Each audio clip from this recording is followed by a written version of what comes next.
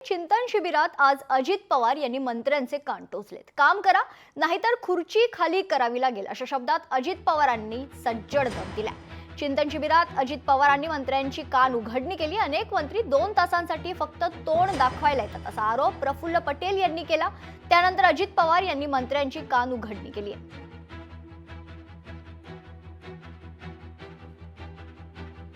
पर्यटनसाठी मेहरबानी करून येऊ नये।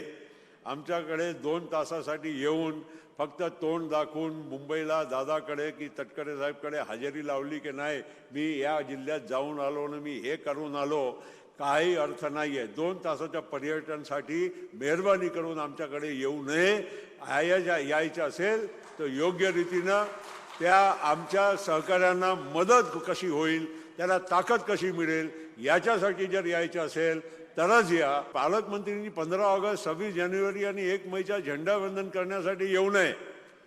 त्याच्या झेंडावंदन कलेक्टरनी केलं तरी आम्हाला चालेल। कधी कधी काही मंत्री जातात परंतु तो जिल्हाध्यक्षालाही विचारत नाही, तिथं बघत पण नाही, त्याच्याशी बोलत पण नाही। अरे बाबांनो, तो आपल्या परिवारातला एक घटक आहे, असं करू नका।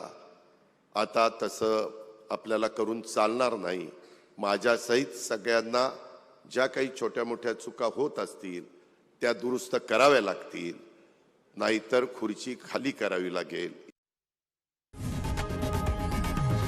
लोकशाही मराठी ऐका, पहा, जागरूक रहा।